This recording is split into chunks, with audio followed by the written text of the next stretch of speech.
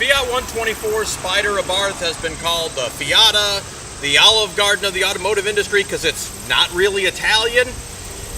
But is it any good? Is it any different than the Miata? That's what we're going to find out here today on Rumblestrip.net and 10-minute test drive. And it's a shout out, wearing the St. John Virgin Island hat. Heartfelt prayers go out to everyone who survived 2 hurricanes out there. Be strong, Love City.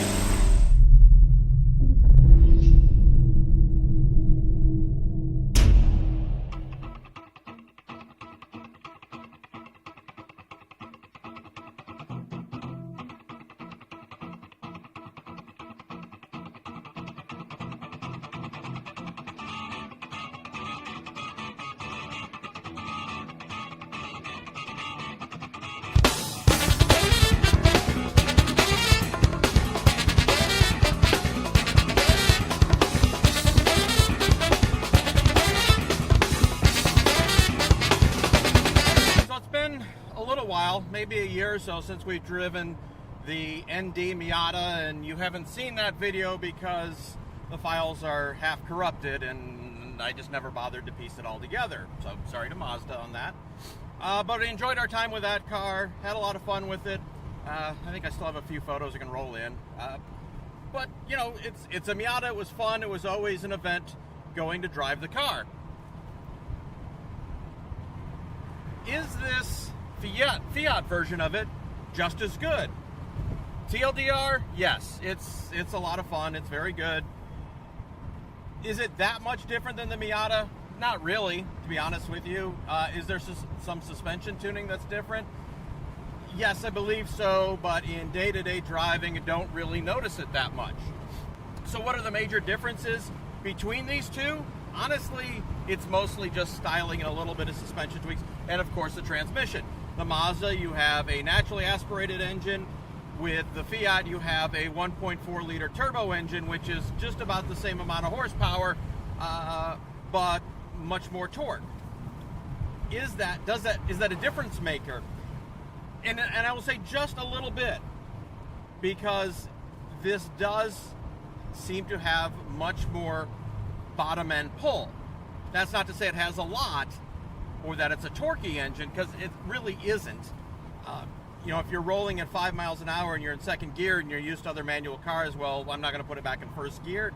You almost really need to put it back in first gear when you're rolling, say, under 10 miles an hour, because it's just not, it doesn't have that much torque. Overall, it's fun, it's zippy, it's exactly what you'd expect.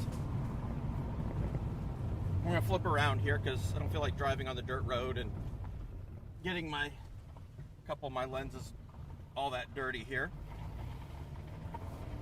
You know, in day-to-day driving, it's fun, it's a blast. We've had the top down almost the entire time. Actually, coming out here to shoot this video, it actually rained and we had to pull over and put the top up. And, you know, that takes 5 seconds. In fact, well, okay, 15 seconds. Here's how quick, let's just do this and we'll show you here in real time. Here's how quickly you can put up the top. Reach behind you, pull that up, reach up, bang, bang, you're done. And then when you're ready to go back down, again, you're done. That fast. Can't ask for much more than that. You don't need a power top at something, you know, that's that light and it's that quick. You know, could you do it at speed? Well, you know, probably 5-10 miles an hour wouldn't be that much of a problem. Fuel economy, I don't know, it gets some. I think it's rated at like 35 highway, 30 combined. That's probably about right. You drive this car, you're not really concerned so much about the fuel economy. It's kind of a bonus that you can drive it and have fun with it. Trunk space, you can get 2 small bags in there. You can get some groceries, but you're not making a long trip. Or if you are, it's by yourself and you're not packing very heavy. If you want to get away with your significant other for a weekend, you could probably do that with a couple light bags, but that hasn't changed ever from what the Miata ever was. What this car does do, and it goes into a philosophical debate, which we'll touch on here briefly, but is probably good for a longer discussion. This does reaffirm the goodness of small light cars. just how quickly it turns and moves and the spaces you can place it in.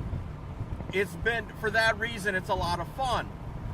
You know, would we like to have more power in it? Yes, not a ton, but a little bit more power.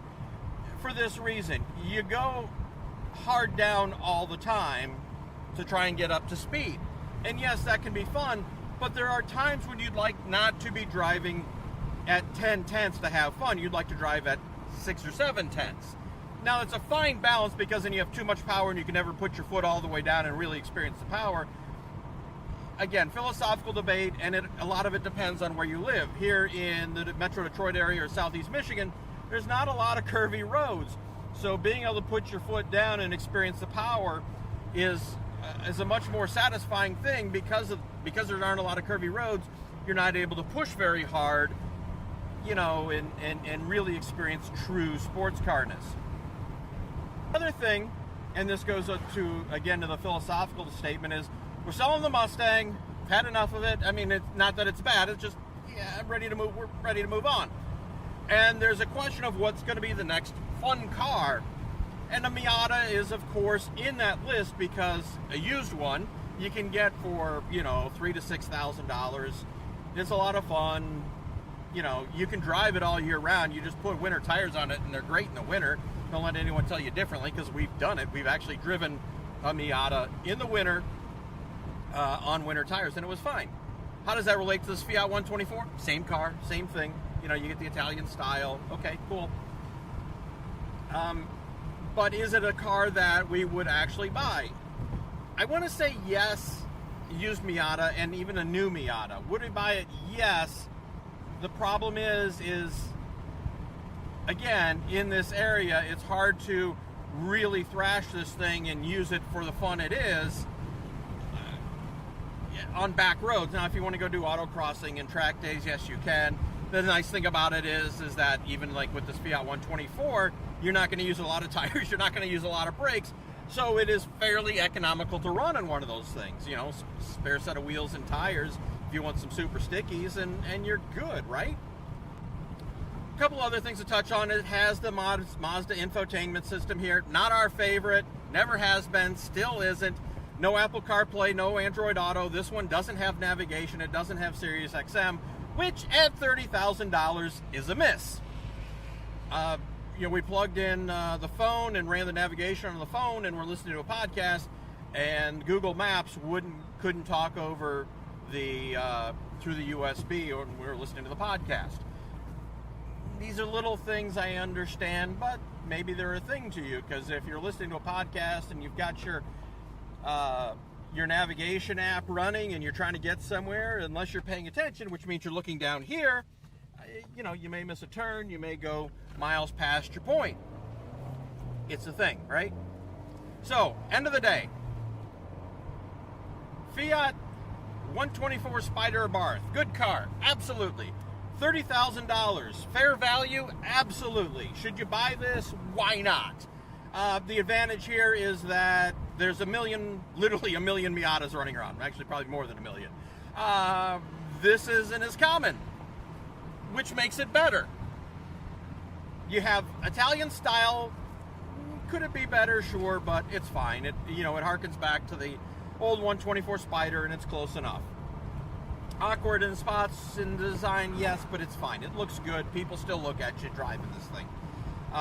And it's different from the Miata, so that's great. But it's all the fun, all the reliability of a Miata, which means you're going to be able to drive it for 300,000 miles and never have any worries. So, can we recommend this car? Absolutely. Should you buy it?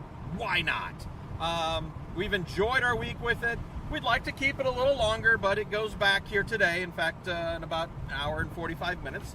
So, could we have it for another couple weeks? Would that be a better way to say yes or no? I think so. Living in with it for 2 or 3 weeks or a month probably is a better deal than a month.